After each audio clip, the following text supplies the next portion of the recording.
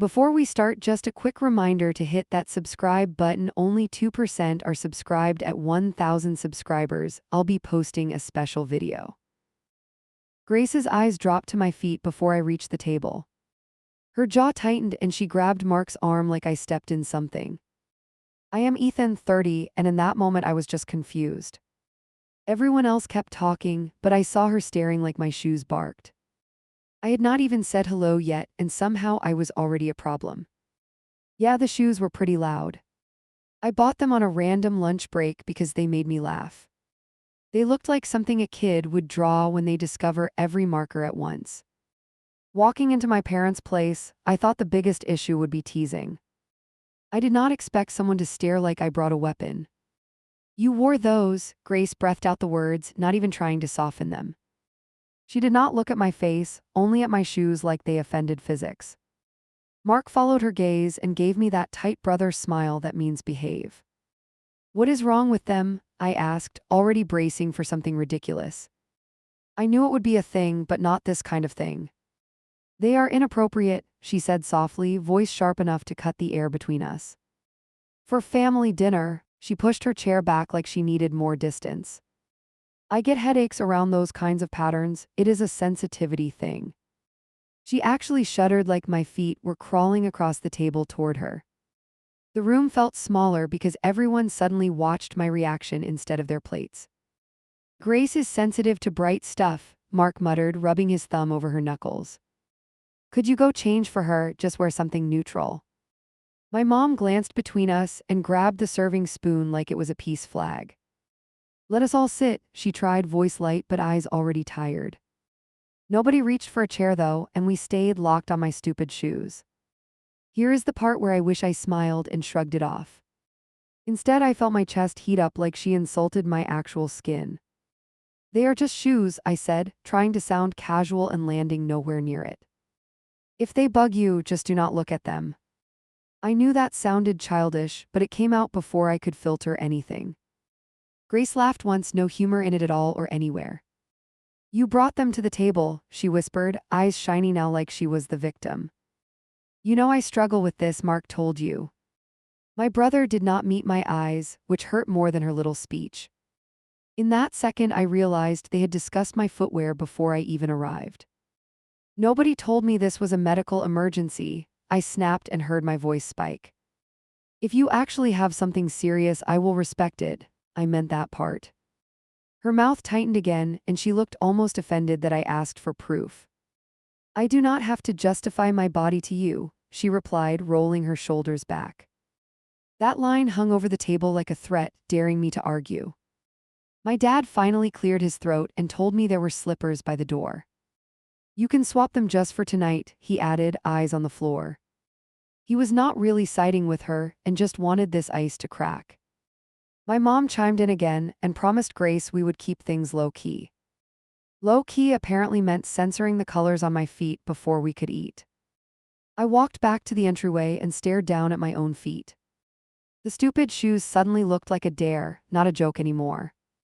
I could hear their voices in the dining room, hushed and tense and waiting. Part of me wanted to yank the laces tighter and march right back in. Another part pictured my mom's face if this turned into a full screaming match. In the end, I kicked them off and shoved them against the wall. I told myself it was just footwear, not a hill worth dying on. My socks slid a little on the floor as I headed back, feeling weirdly exposed. Grace smiled when she saw my bare feet under the table, like she had won something important. Back then I thought it was over, but that night was only the first crack. My phone buzzed off the nightstand before my alarm. Message preview from Mark. "We need to talk about last night." My stomach clenched before I even unlocked the screen. I already knew this was not an apology. I opened the thread and watched his wall of text load. He wrote that Grace barely slept because of what I did. Apparently she went home with a pounding head and nausea. He told me I ignored a serious issue after being warned. I stared at that line and felt heat crawl up my neck. I typed out 3 different replies and erased each one. First one was pure sarcasm and I deleted it fast. Second sounded like a lawyer wrote it and felt fake. The third started with "Are you serious?" and I backspaced that too. My thumb hovered while the typing bubble flashed under his name. She has a neurological response to those patterns. That was his next message, and it landed harder than I expected. Neurological sounded official and scary, and conveniently uncheckable. He insisted this was not a preference and not drama.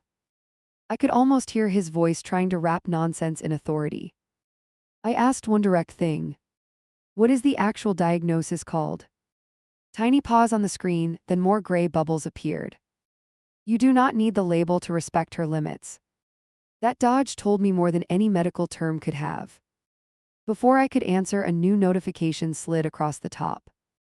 Unknown number that started with her name in the text preview. Hi, it is Grace. I thought I should reach out directly. My chest tightened in that annoying way when you know trouble is coming. I tapped it open because curiosity always wins with me. Her first few sentences were sugary and tight at once.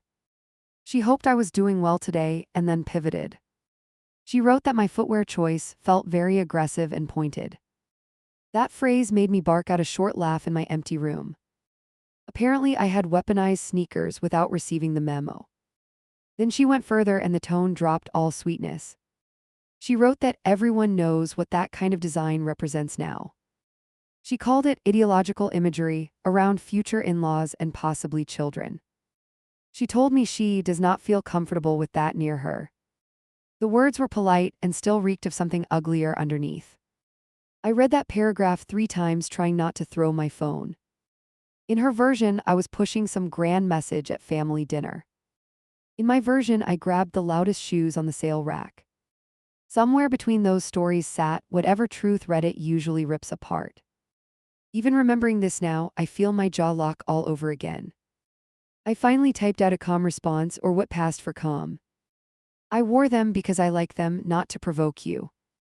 I added that patterns do not hurt people, and she could simply ignore them. Then I deleted that last part because it sounded more petty than honest. I left in one line about not wanting her to suffer real symptoms. Her answer came fast, like she had drafted it in her notes.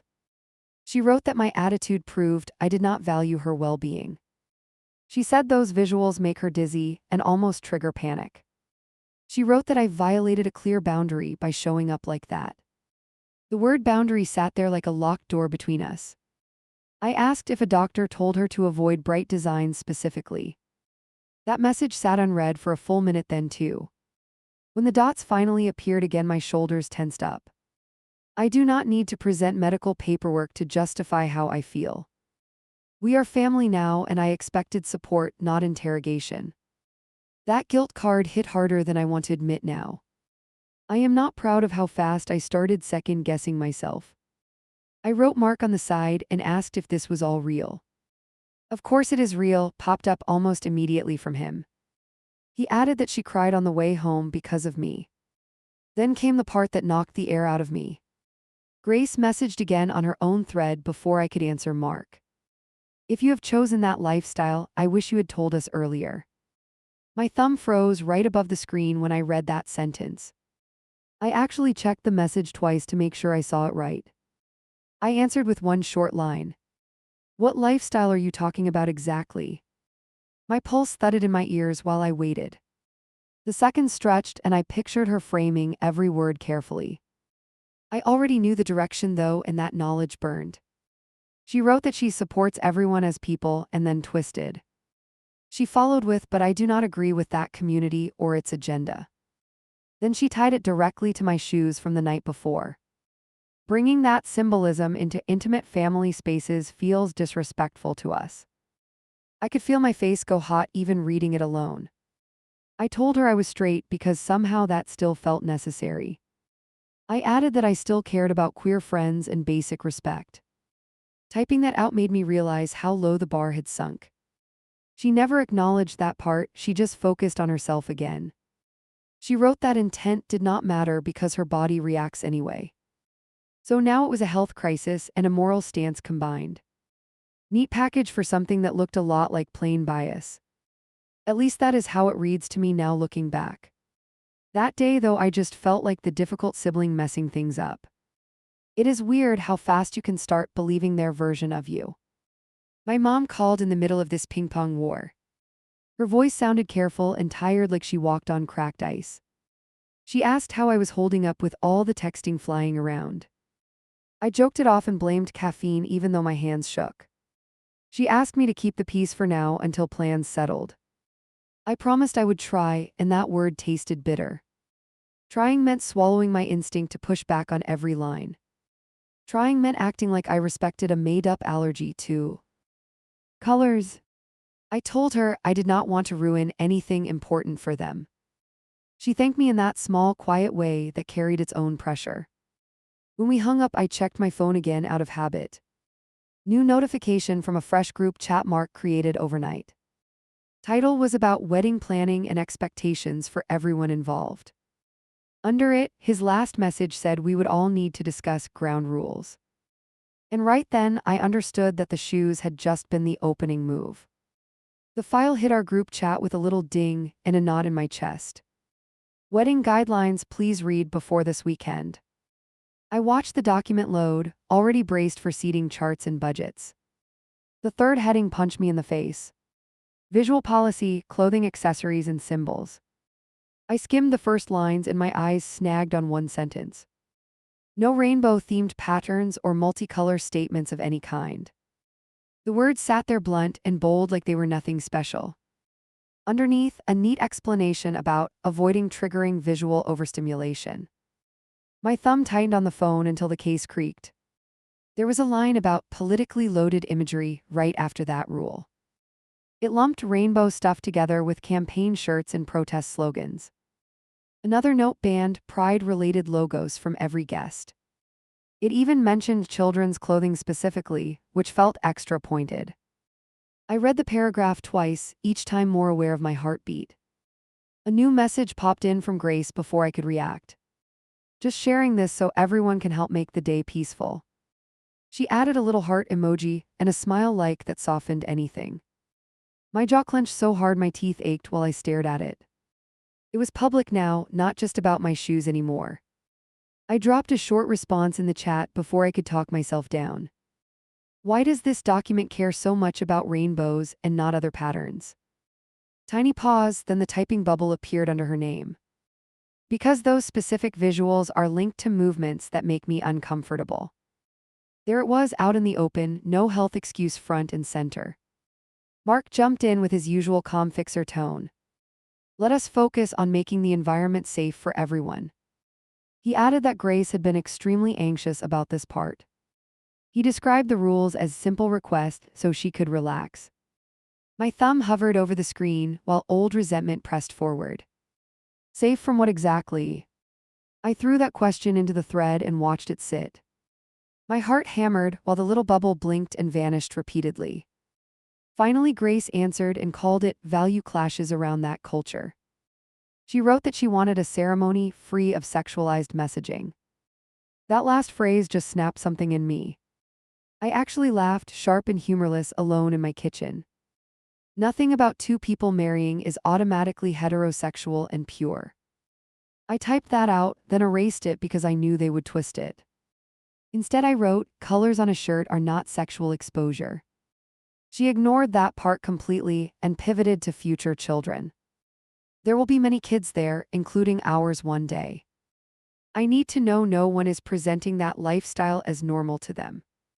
I stared at the word normal, feeling it punch me harder than it should. The silence in the chat after that line felt heavier than any insult. Mark called my phone instead of replying in text. I answered with my chest already tight and my voice dry. He went straight into a plea for cooperation, no greeting. Can you just go along with this so she does not spiral? His breathing sounded tired and frayed, like he had rehearsed this speech. I asked him if he honestly believed a shirt can turn a kid gay. There was a long pause, just air crackling through the speaker. He finally muttered that kids are impressionable and symbolism matters. I pressed because part of me needed to hear him say it clearly. So if your son comes out someday, what then? He exhaled hard and told me not to bring hypothetical children into it.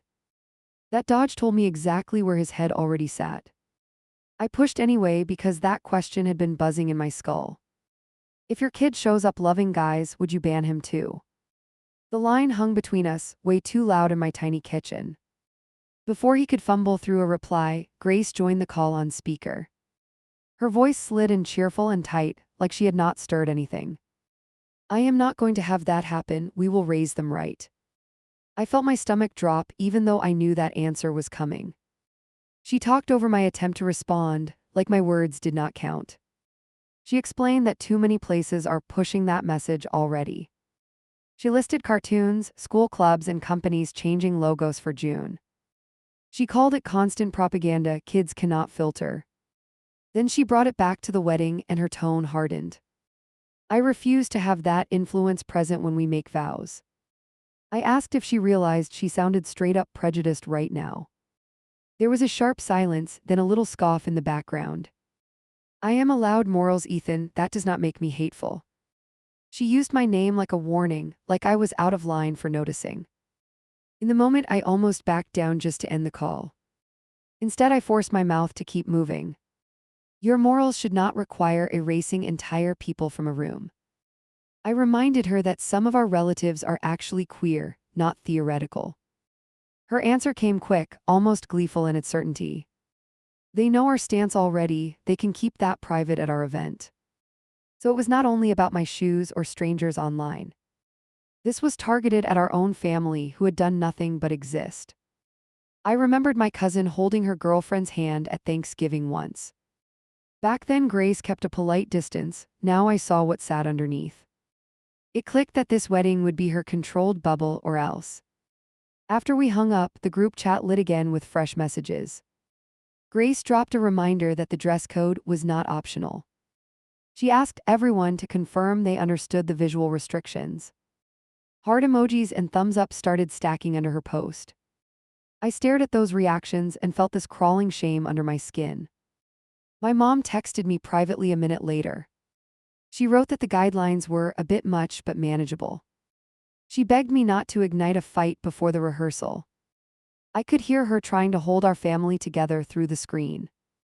I typed okay and deleted it twice before finally sending just I hear you. Looking back now, that message was me surrendering on paper. Inside, something very different hardened that afternoon. Reading those rules made the whole thing bigger than footwear or taste. It stopped being a silly argument about fashion and became a line in the sand. I did not know how yet, but I knew I would cross it. Lily sprinted to the door before I could knock again. Uncle, look at my party dress, her voice bounced right into my chest. She spun once, glitter catching on the printed rainbow stripes and cartoon horse. My first reaction was pure joy at her excitement, then my brain caught up. Grace was going to lose her mind when she walked in and saw that. You like it, right? Lily clutched the skirt with both hands. My favorite one was all the colors, so Mom picked this one. She leaned closer like she was letting me in on a secret. Mom said some adults think this is too much, but I do not care. That line hit harder than she meant, because I knew exactly which adult. My sister Emma leaned in the doorway, wiping her hands on a towel. She saw it at the store, there was no going back after that. She gave me a quick look that said, yeah, I know the drama potential. You think Grace will say something, or am I being paranoid again? The question hung between us like a wire we both pretended not to touch. I lowered my voice and glanced toward the driveway by instinct. You got that email about the wedding rules, right? Emma rolled her eyes so hard it was basically a full-body reaction. Those rules are for their day, not for my kid's birthday. She jerked her chin toward Lily. I am not policing crayons for a 6-year-old. Part of me wanted to warn her again, just to brace impact. Another part felt tired of adjusting life around Grace's fragile comfort. I opened my mouth, then shut it when I saw Lily watching us. She smoothed her skirt, anxious now, reading our faces like a weather report. I forced a smile and told her she looked absolutely unstoppable today. Inside, the place was already buzzing with kids and noise. Lily darted off to join her friends, the dress a bright spinning blur. Every time it flashed across my vision, my stomach twisted for later. I tried to focus on pouring juice and answering work questions from an uncle. Instead, my brain kept counting minutes until Mark's car would pull up outside. Emma moved around the kitchen fast, jaw tight, pretending nothing bothered her. My mom arranged cupcakes with this stiff concentration that read like worry. Dad checked the front window every few minutes, then pretended he had not. Nobody said Grace's name out loud, but it floated between every sentence. I took a deep breath that did nothing and checked my phone again for distractions.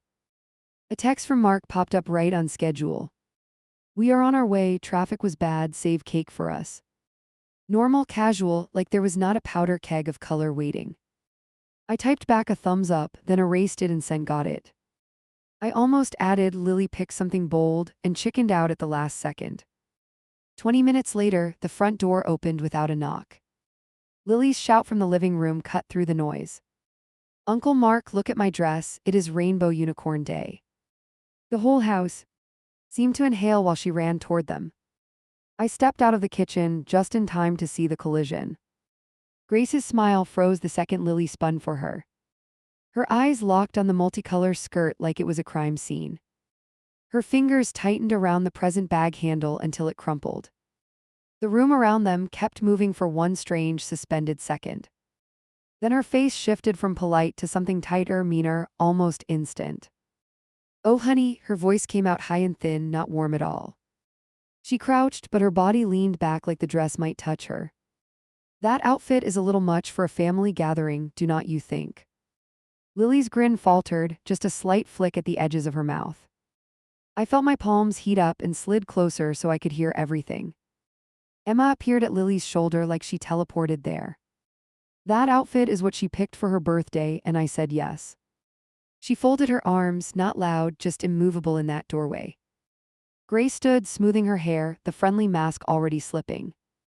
I just worry about the message these graphics send, especially around kids.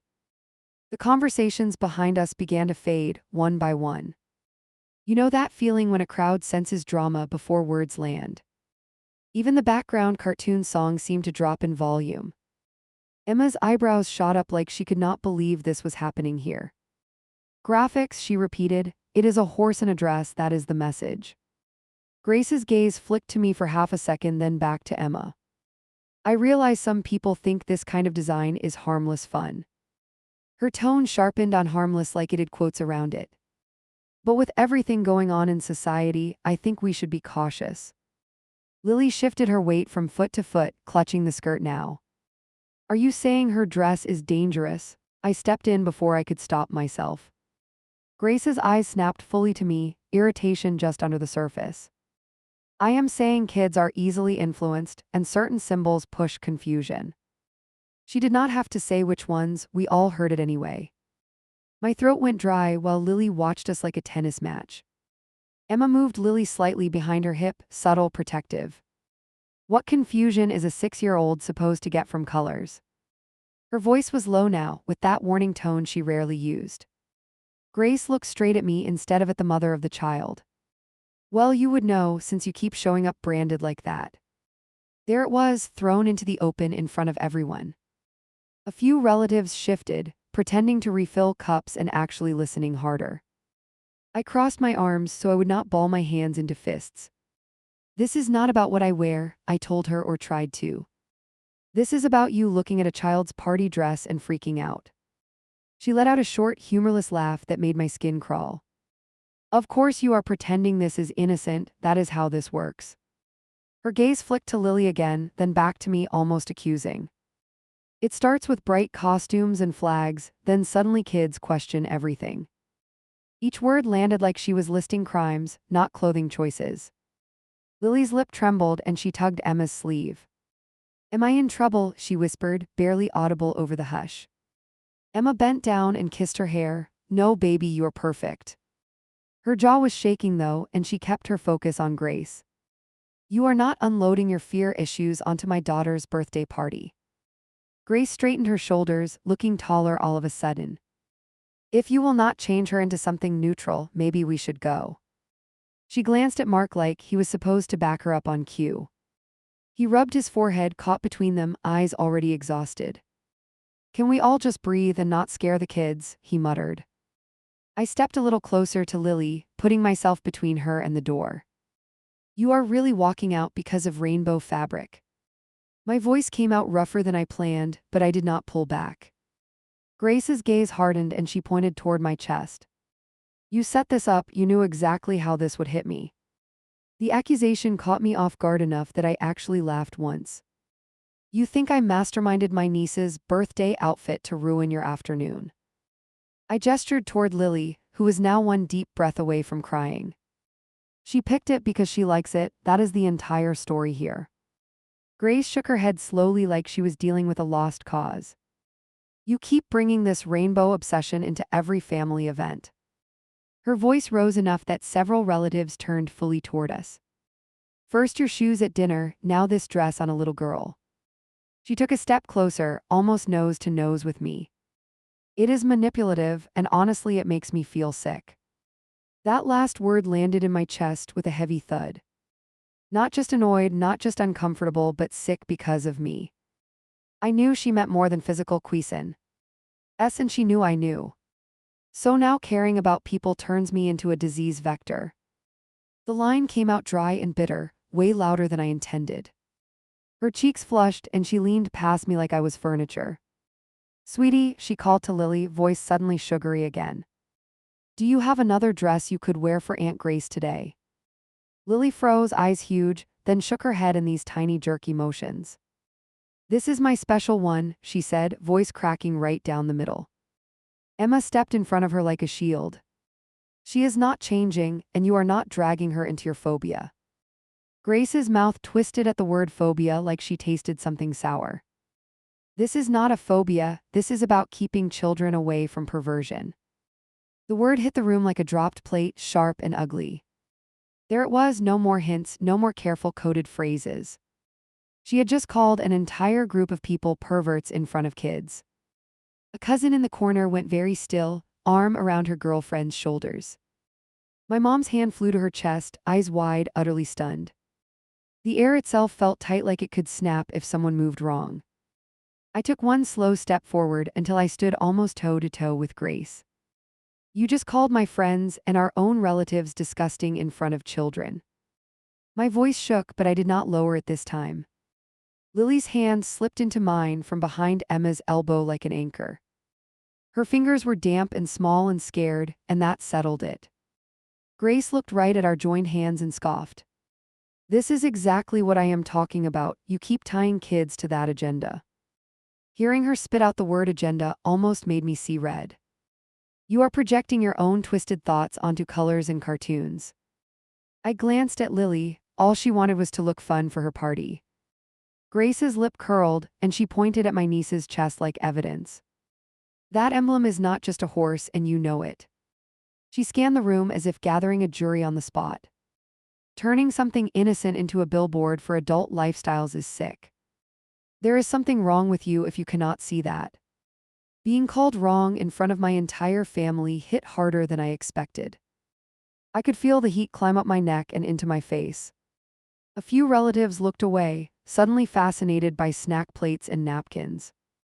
Others watched openly, waiting to see if I would explode or shut down. I realized every reaction I gave here would get filed and judged later. Mark finally stepped between us, one hand up toward each side. Enough, he snapped, voice cracking, startling even the kids. He turned to me, eyes tired and pleading and almost desperate. Can you just give everyone a minute and cool off outside? It sounded like a request, but I heard the choice underneath. Emma bristled instantly, shoulders squared, ready to argue that line. This is her birthday, you are not sending her uncle away like a problem. Her hand tightened on Lily's shoulder until her knuckles went white. Lily looked from face to face, breathing quick, lower lip shaking. Every second we stood there stretched the fear in that kid's eyes. I looked down at Lily and something in me cracked. She was trying so hard not to cry in front of everyone. Her other hand still gripped my fingers like leaving meant abandoning her. In that moment, my pride and my anger suddenly felt heavier than useful. I realized I could win the argument and still wreck her day. I crouched down to Lily's height, ignoring Grace's huff behind me. Hey, I am going to step outside for a little air, okay? Her eyes filled instantly, and that broke me more than Grace ever could. Did I do something bad? She whispered, breath shaking. No, I said, and I meant it with everything in me. You did everything perfect. Adults are just being weird today. I squeezed her hand once, hoping she felt all the apology in that. I am still here, just on the porch. You can come get me anytime. She nodded, but a tear slid down anyway, betraying her brave act.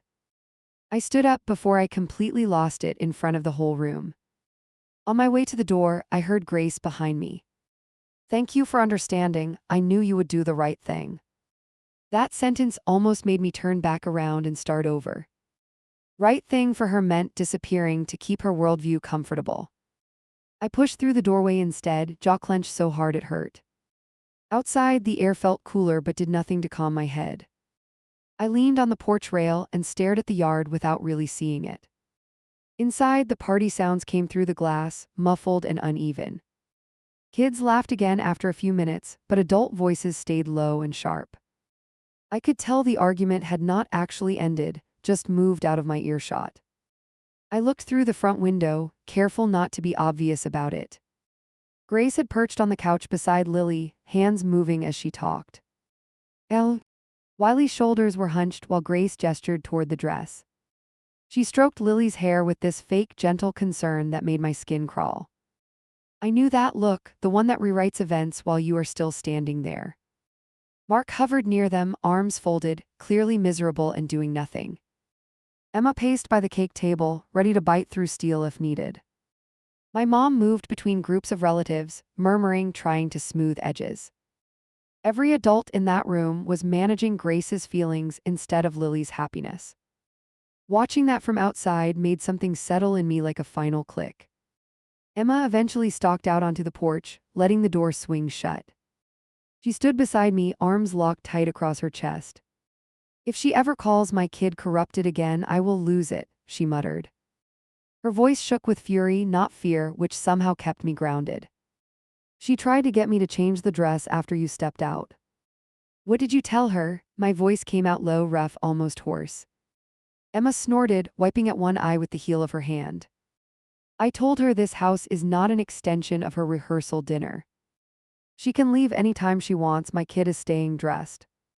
That woman acts like color is a gateway drug. I huffed out a laugh despite everything, part pain and part disbelief. Inside, Lily looked over at the door like she could feel me out there. Emma followed my gaze and her expression softened just a little. She asked if you left because of her, by the way. The guilt in my chest twisted so hard I had to grab the railing. I thought walking out would protect her from more yelling, I admitted. Hearing that makes it feel like I just confirmed Grace's story instead. You know that feeling when you see your own mistake in real time. You cannot change what you did, but you suddenly see all the angles. That moment sat heavy, like holding both regret and stubbornness together. Emma nudged my shoulder with hers, sharp but not unkind. You stepping out was you protecting her, not surrendering to Grace. She let out a long breath that shook at the end. But I am telling you right now, if Grace tries this at the wedding, I will show up with a whole rainbow marching band just out of spite. I smiled for real for the first time that afternoon, short and crooked. It faded almost as fast when I imagined the actual wedding day. If this was how she handled cartoon horses, vows would be a battlefield. The dress had not created the problem, it had just ripped the curtain back. Standing there on that porch, I knew we were heading for something bigger.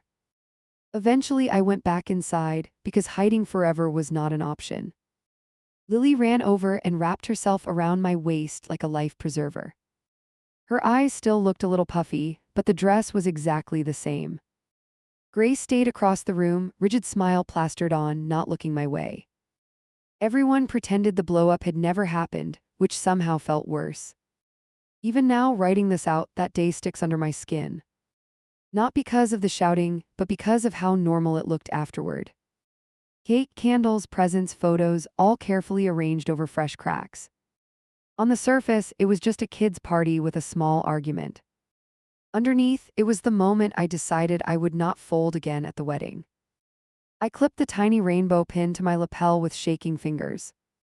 It was smaller than a dime, barely visible unless you look straight at it. I stared at it for a second, then at my reflection breathing too fast. This was the quietest stand I could take and still feel like myself. I already knew Grace would treat it like a siren. At the venue door, my mom's gaze went straight to my chest. Her smile faltered just a flick, then she forced it back into place. "You are really wearing that today?" she asked, smoothing my jacket front. Her hand lingered right over the pin like she wanted to rip it off. I nodded once, hoping I sounded more certain than I felt inside. "I kept everything else simple," I said, tugging my neutral tie. "No colors, no jokes, just this." I tapped the metal with one knuckle. She closed her eyes for a heartbeat like she was counting to 10. "Please try not to blow anything up before tomorrow," she whispered. "That little thing is going to look huge to her." Emma walked up behind us and followed Mom's line of sight.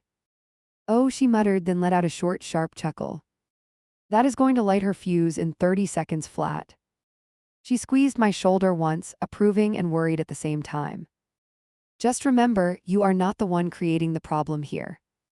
Inside, the bridal party buzzed around the aisle, arranging positions. I took my place near the front, hands clasped to hide the tremor. For a few minutes, nobody noticed anything except schedules and missing people. Then Grace stepped out from the side room, eyes sweeping over the lineup. Her gaze high, my lapel, and stopped like it hit a wall. Her mouth moved before her feet did. "You have got to be kidding me," came out low and tight. The chatter around us thinned as people sensed where this was going. She walked straight toward me, bouquet almost smashing against her own arm. Every step felt like a countdown I had started myself. She stopped a foot away and stared at the pin like it crawled. "What is that doing on your suit?" she asked, voice clipped. I looked her in the eye because avoiding it would feel worse. "It is a small sign that everyone deserves basic respect," I answered. "It is not aimed at you, it is about the people you keep insulting." Her jaw worked like she was chewing glass. "You brought that symbol into my wedding space after everything we discussed." She leaned in closer, again pretending we were alone when we were not. "I told you that kind of thing makes me physically ill. Are you trying to trigger me on purpose, or are you just selfish?" "I am not responsible for your disgust," I replied, keeping my voice low. "If seeing this makes you sick, maybe ask why that is inside you." I could feel eyes on us from every direction, the whole party frozen. Grace let out a short, humorless puff of breath that almost counted as laughter. "You really do not hear how gross that is, do you?" She flicked the pin with one fingertip, not quite touching my chest. "This is trash in front of my vows," she said, lip curled. "It is disgusting that you would wear that in our rehearsal photos." The word disgusting hit harder out loud than it ever did in text. My ears rang, and for a second I forgot everyone else was listening. Mark appeared beside her, shoulders tense, eyes darting between us. "Can we talk about this calmly for a second?" he asked. He looked at me first, and that hurt more than her last line. "You know how Grace reacts to this stuff, you know the rules." His voice carried that mix of pleading and accusation that twists your stomach. "I followed everything except this one thing," I reminded him. "No shoes, no shirts, no loud anything, just a tiny pin." I touched it again like I needed to prove it still existed. "If I take it off, I am agreeing there is something shameful here. I cannot do that and still look myself in the mirror later." Grace folded her arms, bouquet crushed against her dress. "This is not about your reflection," she snapped, eyes bright. "This is about you putting that lifestyle front and center in our ceremony." A bridesmaid near the aisle shifted uneasily, glancing between us. I caught my cousin in the back, watching with her partner's hand in hers. I felt them in the room with me, even if nobody spoke. "This pin says they are welcome in my life," I told Grace. "You are the one who decided that message is dirty." My throat burned, but I kept looking straight at her. "I am not pretending they do not exist just because you want a pretty backdrop." Her nostrils flared, and she turned to the rest of the group. "Everyone heard him," she announced, voice rising. "He admits he put that on to make a statement at my wedding." She shook her head like she could not believe my nerve. "I will not stand up there with that next to me." Mark rubbed his temples slowly, like his head was splitting open. "Could you just take it off for one night?" he asked quietly. He did not order, he pleaded, which almost broke me more. We can argue about beliefs later, I just need things smooth today. His eyes were already damp, which he tried to hide by blinking hard. I looked at him longer than I looked at her. This was supposed to be his rehearsal, his celebration, not a battlefield. I pictured us as kids for half a second, then forced the image away. Right now he was a grown man watching his future spouse call a pin filth. And he was asking me to bend so she did not have to. If I strip this off, I am confirming she is right about them, I said. I am saying they are dirty enough to hide in the background. My voice shook, but I did not lower the volume this time. I love you, but I am not doing that to them or to myself. I knew the second I said it that there was no way back. Grace's face went flat, all expression wiped out except cold focus. Then you will not stand up there with us tomorrow, she replied. She lifted her chin slightly, leaving no space for negotiation. I am not having that badge in every picture for the rest of my life. The words dropped like a verdict, not a threat. The room rustled, people shifting, someone sucking in a sharp breath. My mom stepped forward, hand half raised like she wanted to intervene. Can we pause and remember this is rehearsal, not trial, she asked. Her voice trembled, but she braced herself anyway. I do not want to watch my sons tear each other apart over jewelry. Grace turned toward her, keeping her spine rigid. With respect, this is our day, and we set the standards, she answered. If he wants to attend quietly, he is welcome to sit like everyone else. But the wedding party represents us, and I will not compromise on that. Her eyes slid back to me, daring me to challenge her claim. Emma, who had been near the back, moved up into the circle. You are asking him to edit himself to fit your prejudice, she said. She planted her feet between me and Grace without blinking. That little piece of metal is not hurting you, your hate is hurting people. A murmur rippled through the line, some nodding, some keeping heads down. Grace laughed once, sharp and joyless. Oh, here we go, the whole family ganging up to shame the bride, she said. She pressed a hand dramatically to her chest, eyes wet but hard. I have boundaries, and I am allowed to feel safe at my own wedding. She emphasized safe like we were trying to assault her dignity. That pin does not put you in danger, I replied, forcing my tone steady. It just reminds you that not everyone matches your narrow world. I could hear my heartbeat pounding in my ears, drowning out whispers. You keep calling this about your health and comfort, I continued. But every time, it ends with you trashing queer people in general. Mark finally snapped, voice booming louder than I had heard in years. Enough, both of you, we are not turning my rehearsal into a protest, he shouted. The entire group recoiled slightly, even the coordinator near the front. He turned to me, eyes red, jaw clenched so tight it shook. I need you to decide right now, are you in the party or not? The world tunneled down to his face and the weight of that question. He was not asking if I loved him, he knew that answer. He was asking if I would swallow my conviction to keep the picture neat. I stared at the pin again, that tiny bright thing that had caused all this. Then I took a breath that felt like stepping off a ledge. I will be at your wedding, but I will not hide this, I told him. I cannot stand up there as your prop while pretending this is fine. I watched the hurt flash across his expression like I had slapped him. That means I am out, I added, because someone had to say the quiet part. My chest ached like something inside had ripped open. Grace exhaled through her nose, triumphant and bitter. Then we are done here, she announced to the room. Jason can move up into that spot, problem solved. One of Mark's friends stepped forward, awkward and guilty, adjusting his cuffs. He looked at me with this apologetic half-smile that did not land. The coordinator cleared her throat, trying to corral everyone back into formation. Okay, let us reset the line and walk through the entrance, she suggested. Her professional tone bounced off the tension hanging over the aisle. People shuffled into new positions, avoiding my eyes like I carried static. I stepped aside, suddenly just another guest standing off to the side. My phone buzzed in my pocket, the vibration jarring and insistent. I checked it out of habit and saw a message from my cousin. Proud of you, it read, followed by a small rainbow emoji. My throat tightened and I had to blink hard to clear my vision. One tiny text felt like a lifeline in a room that had just closed in. From my new place near the back row, I watched them rehearse. Grace floated down the aisle, serene again now that she had won.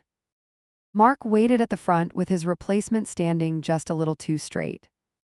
They practiced vows, laughter lines, how to hold hands for the audience. On the surface, it looked picture perfect, like nothing had happened. Inside, something in me cooled into this strange numb clarity. I was still there, but no longer part of the curated image. I could feel people glancing back at me between runs, then away. Some looked ashamed, some relieved, some confused about where to land. I realized I had just stepped from brother of the groom into family problem. When the run-through ended, people drifted toward the exit in clusters. A few relatives squeezed my shoulder in passing, fast and wordless. My mom hugged me longer than usual, face pressed against my chest. "I wish this did not fall on you," she murmured, voice rough.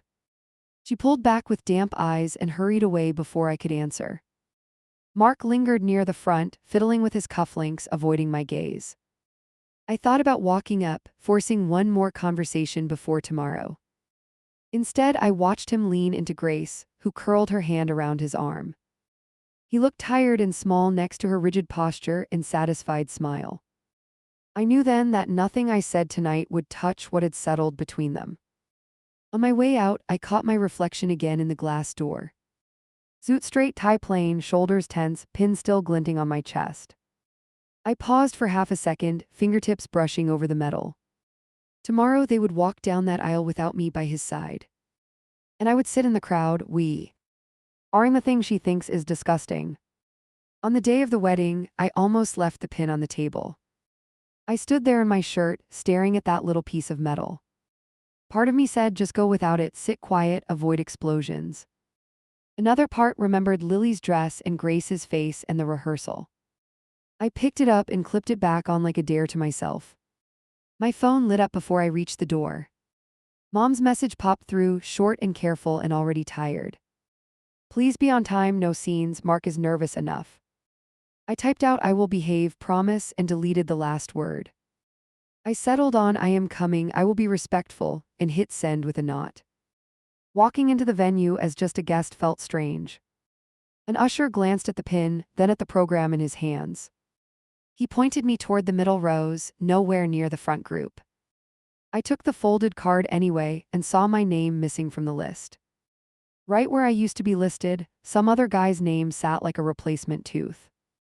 I slid into the seat and caught Emma watching me from across the aisle. Her eyes dropped to my chest, then flicked up with this quick grin.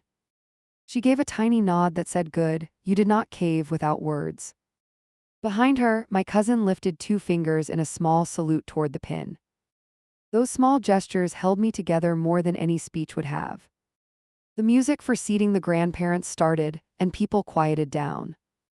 Every move felt scripted and polished, except for the tension around my row. I caught whispers behind me about drama last night and the brother situation. Nobody said my name, but I did not really need subtitles at that point. I sat there feeling huge and invisible at the same time, which is a weird trick. Grace entered the room with the bridesmaids, smile bright and flawless for the crowd. Her gaze skimmed over the rows, checking details like a general before a parade. For a second, I thought she might not spot it among so many faces. Then her eyes landed on me, dropped to my chest, and hardened. She did not break stride, but her jaw clenched so tight I saw the muscle jump. She turned her head slightly toward the front where Mark waited. I watched her murmur something as they reached each other's line of sight. He followed her flicked glance toward my seat, shoulders tightening. He did not do anything, just swallowed and forced a smile for the efficient. In that tiny movement, I saw exactly how much he hated being in the middle. The ceremony started, all the usual lines about love and commitment.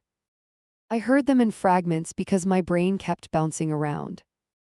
Every time the officiant said words like acceptance or support, my chest tightened. I wondered if Grace even noticed those phrases or if they slid right past. I wondered what would happen if any future kid listened harder than she liked. At one point, my mom glanced back at me over her shoulder. Her eyes went straight to the pin, then to my face, then back again.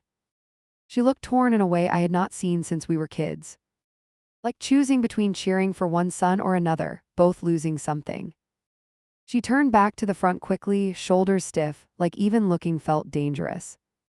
When they exchanged rings, Grace's smile hit full wattage for the crowd. She looked exactly how she probably dreamed this day would appear. Mark's eyes were bright too, but there was a shadow there I cannot unsee now. The same shadow from the rehearsal when he asked me to choose. I clapped when everyone clapped, the metal on my chest cold against my skin. After the ceremony, the staff started herding people toward photo stations. Immediate family, someone called out, waving their clipboard like a flag. For a heartbeat, I moved with the group out of habit, toward my brother. Grace clocked me approaching and her smile dropped half an inch. She touched the photographer's arm and whispered something quick in his ear. He turned to me with an apologetic tilt to his head. "Bride and groom want wedding party and parents first," he said. There was an emphasis on wedding party that did not need more explanation. I stepped back automatically, pretending it was no big deal, just logistics. Inside, the sting landed harder because that used to be my spot, not the curb. They took a dozen versions of the same polished arrangement. Parents on either side, attendants lined up, bouquet held just right. I watched my brother's friend occupy the space where I used to stand. He looked stiff and uncomfortable, but he stayed there anyway. Grace did not glance at me once during those shots, which almost impressed me. Finally, the photographer called for siblings only. Mark turned like he expected me to step up with Emma. For a moment his face cracked open with something like hope. Grace touched his wrist lightly and spoke without moving her lips. "We can skip that one," she murmured, just loud enough for me to catch.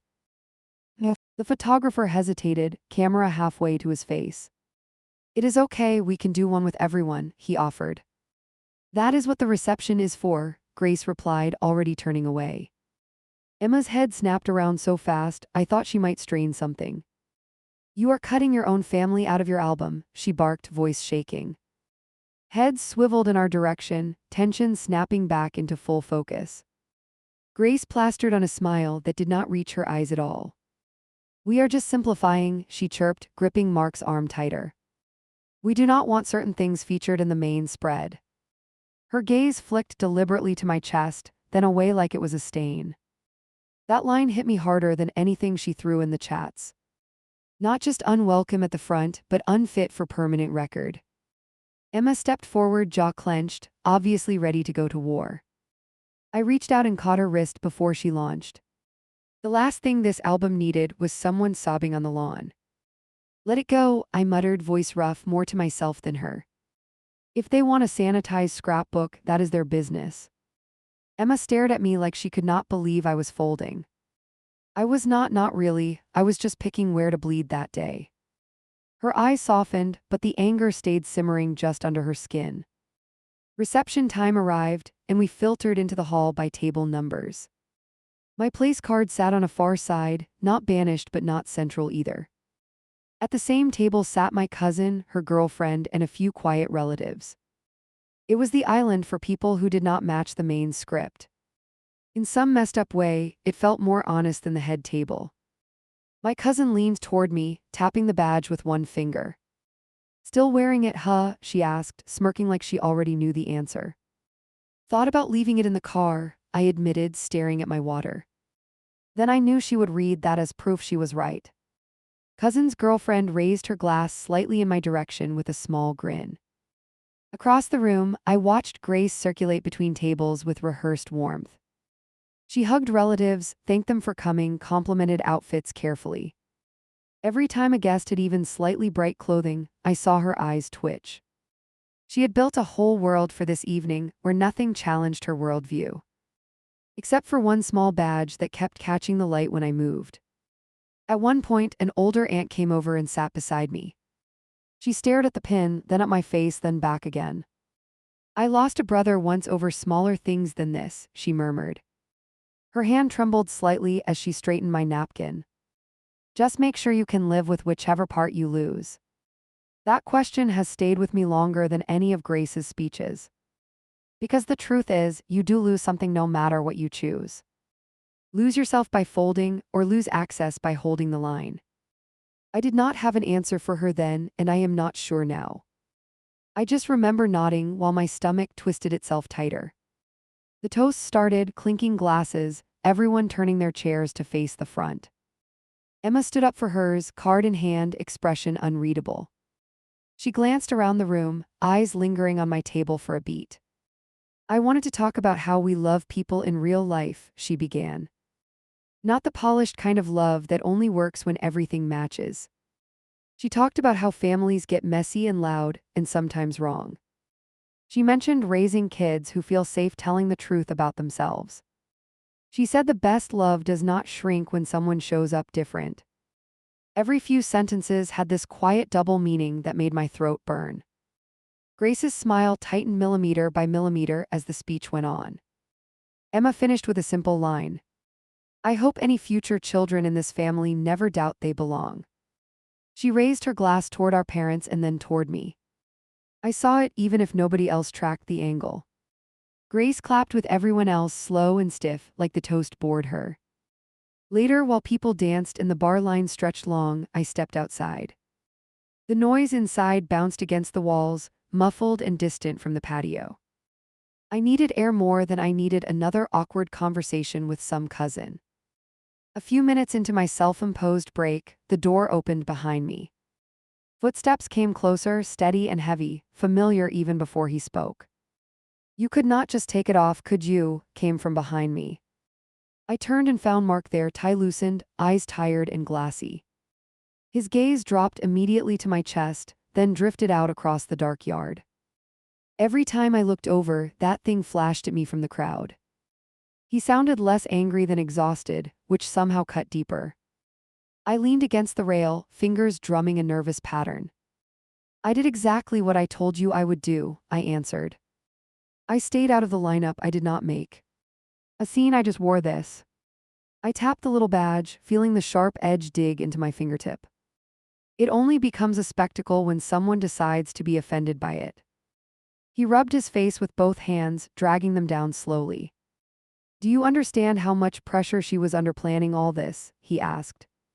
Money, time, family opinions, and then this on top of everything. He gestured vaguely toward my jacket, like the pin caused the weather. Could you not have given her one day where it was not about you? That hit like a punch I kind of saw coming. I stared at him, wondering if he really believed that story. All of this started because she decided rainbows are moral pollution, I said. She is the one who turned colors into some twisted purity test. I am just refusing to pretend her disgust is normal. He shook his head, frustration spilling into every movement.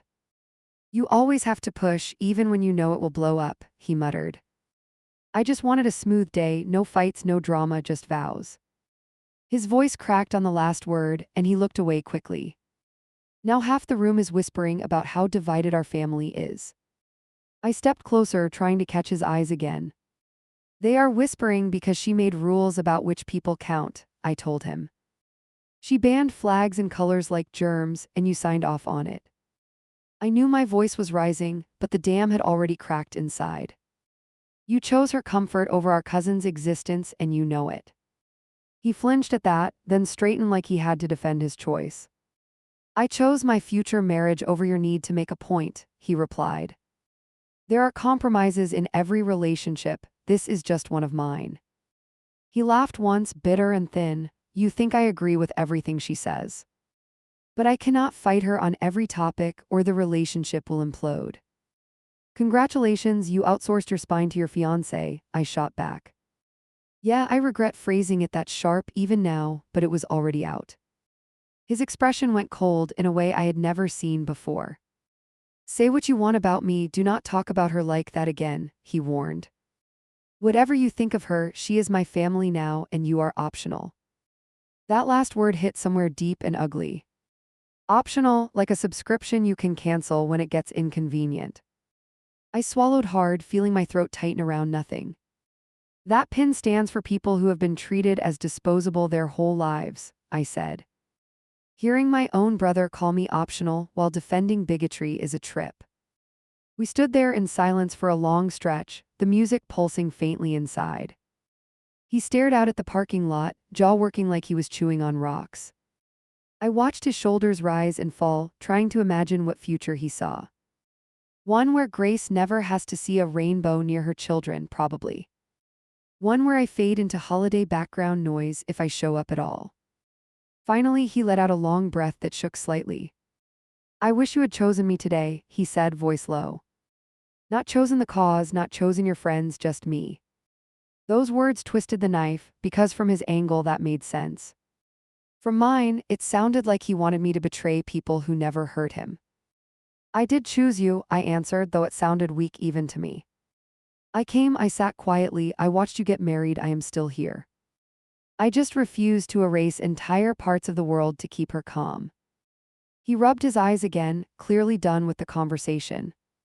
"Maybe someday you will realize how stubborn you sounded tonight," he muttered. He walked back inside without waiting for a reply. I stayed on that patio until my fingers went numb on the railing. Every few minutes, laughter and clinking glasses floated out through the doorway. It rang a little hollow after that talk, no matter how I tried to shake it off. Eventually, I went back in, found my jacket, and left without saying goodbye. The group chat detonated later that night, right after I got home. Pictures from the wedding flooded in, all cropped and polished. Head table, first dance, cake cutting, all framed without any trace of me. In between the images, comments started firing back and forth. Some about how beautiful everything looked, some about awkward moments earlier. Emma dropped the first direct message about the elephant in the room. "Pretty sure banning your own brother from family photos was a choice," she wrote. One aunt chimed in that it had seemed excessive to everyone watching. Another relative wrote privately to me, saying they were sorry I got sidelined. Grace eventually responded with a long paragraph about protecting her boundaries. She wrote that she refused to let certain symbols tarnish her wedding memories. She dropped words like serenity and safety and wholesome, like she owned them. She mentioned feeling physically nauseous every time she glanced my diary. CD on. She added that she was heartbroken I cared more about a trend than her union. By the end of that message, her victim narrative was fully baked and frosted. I typed out 3 drafts of a reply and erased each one. One was pure rage, one sounded like a lawyer, one read like a resignation letter. In the end, I wrote exactly one line in the family chat. "No symbol at that wedding made me sick except the silence around hate." Then I muted the thread because my hands were shaking too much to keep reading. I thought that would be the end of it for the night. I was wrong, of course, because my phone lit again 10 minutes later. A picture came through from Emma, separate from the Warzone chat. Lily sat on her bed in pajamas covered in bright stripes and a cartoon horse. Her hair was messy, cheeks still a little flushed from the long day. Under the photo, Emma had typed one sentence. "She says these are her uncle colors now, and she is not changing them." I stared at the screen until my eyes blurred, heart doing weird flips. Lily had no clue about politics or movements or culture wars. She just linked bright patterns with the idea that I was on her side. That image dug in deeper than any of Grace's long paragraphs. Because this is the kid Grace wants to raise inside a filtered world. One where certain people never show up in pictures or at bedtime. One where telling the truth about yourself is considered an attack. And here was that same kid claiming those colors with zero shame. So now I am on my couch writing all of this out. I have the little badge on the table in front of me, right next to my keyboard. My brother is probably on his honeymoon, thinking his day got tainted by me. My parents are stuck between us, praying this melts down quietly somehow. Half my relatives think I am brave, half think I ruined something sacred. I keep circling the same questions in my head like a bad song. Should I have swallowed everything, left the pin at home, stood in the lineup? Would that actually have saved anything, or just delayed the explosion? Is holding a small symbol of support worth losing my spot in his life? Is it selfish to draw a line when the fallout hits everyone else too? That is how I ended up here, typing this to strangers instead of sleeping. Trying to lay out every ugly part so it does not sound one-sided. because I know I made choices that hurt my brother on a huge day. I also know I watched his new wife call people like my cousin perverts near kids. And I watched him stand next to her and ask me to hide the only thing pushing back. So here is the question I cannot shake, and maybe you can. Am I the one who wrecked my brother's wedding over a rainbow pin? Or did I just refuse to keep pretending his fiance's allergy to the rainbow is normal? I honestly do not know anymore, which is the part that scares me most. Because either way, there is a fracture in this family now, and my fingerprints are all over it.